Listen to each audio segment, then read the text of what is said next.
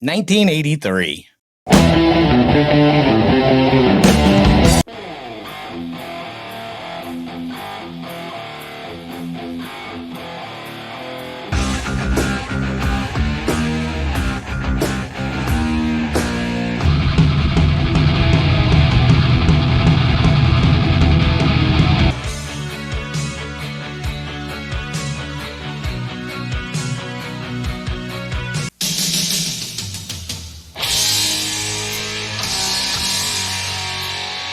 The year metal didn't just evolve, it detonated.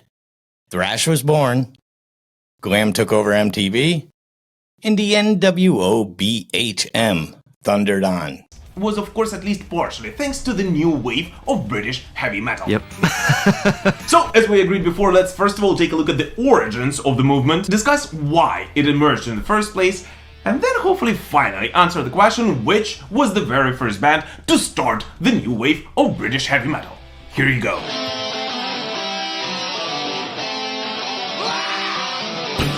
That's new wave of British heavy metal.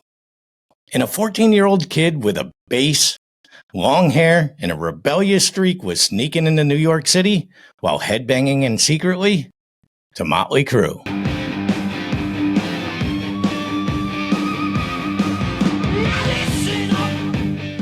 That was me. Just a face? You had a sexy face? This is the year metal took over, 1983.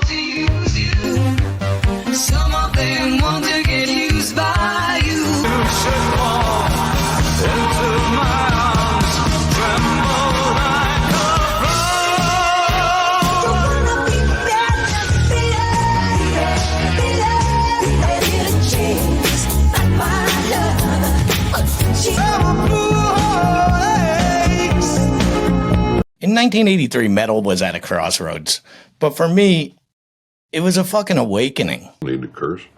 I was 14 years old. I had the long hair, a growing obsession with underground tape trading, and a bass guitar that might as well have had one giant E-string.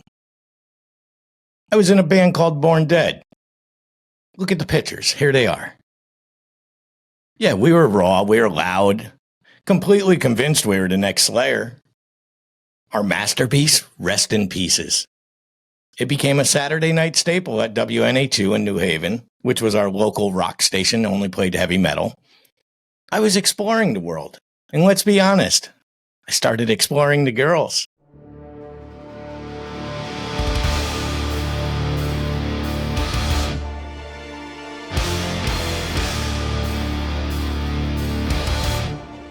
Leather jackets and eyeliner worked better than cologne. In metal was the soundtrack to every single coming-of-age disaster I survived. I still see those days as if it's a movie. Flashbacks, nightmares, anxiety. G.I. Joes are frozen in some weird Vietnam flashback. So the scene around me was electric. And you could feel it. That summer, Metallica dropped Kill Em All.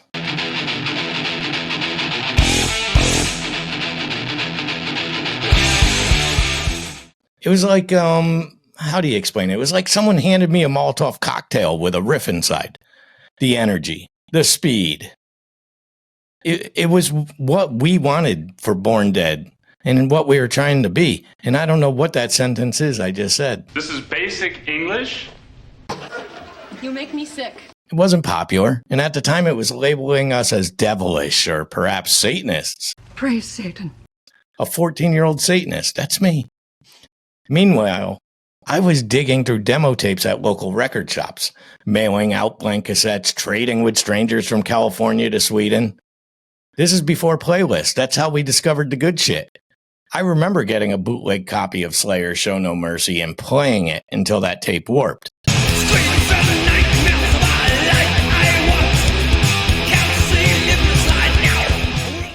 This wasn't music for the radio. This was an absolute war. And then there was The Secret. His secrets have secrets. While I was thrashing in the garage with Born Dead, I was also sneaking out to New York City to catch bands at CBGB.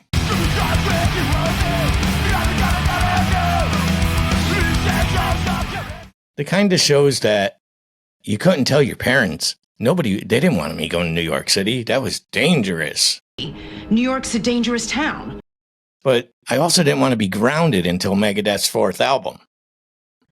And my religious parents absolutely despised my musical choices. He's very religious. Religious. They came around. They let me be me, which is important if you have kids out there. And yeah, I was cheating on Thrash. I said it. What about it? I was falling in love with MTV hair metal. Suck. Quiet Riot.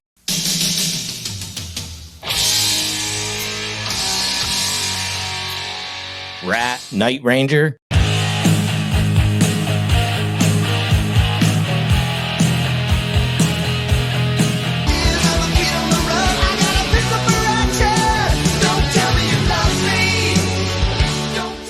REO Speedwagon. I believe it's time for me to fly.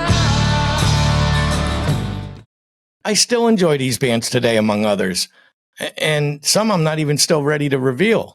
I had the speed and the rawness of Slayer in my soul. But somehow I also felt something when Tommy Lee kicked off Looks That Kill.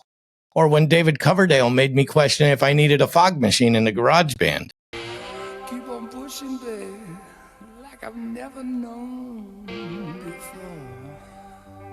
Back then, this was complete blasphemy. You couldn't do this. If you liked both Slayer and Cinderella, you were a poser. Poser ass bitch. Or worse, a radio metalhead. But the truth, that contrast made me who I am. I didn't want just one flavor of heavy. I wanted the whole fucking buffet. It's bad. Wrong. Bad. No, it's not bad. So while I was juggling bass lines and band crushes, the rest of the world was drowning in amazing albums. Dio's Holy Diver.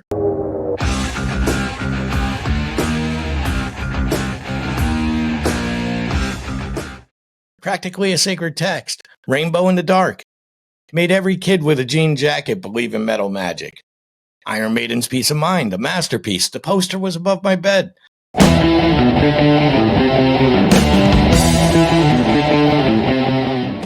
You had The Trooper, Alone, turned thousands of kids into air guitar soldiers. Even Ozzy Post Roads was tearing up stages with Bark at the Moon. What is that? It's Ozzy Osbourne. Whoa. These albums weren't just records. They were identities. Every patch on a jacket, every mixtape made for your crush, every fight for a real metal versus poser shit. It was all happening because 1983 was that powerful. I only told the truth about this. So here's what 83 did. It gave metal multiple paths. It split the fans, glam versus thrash, hair versus hellfire.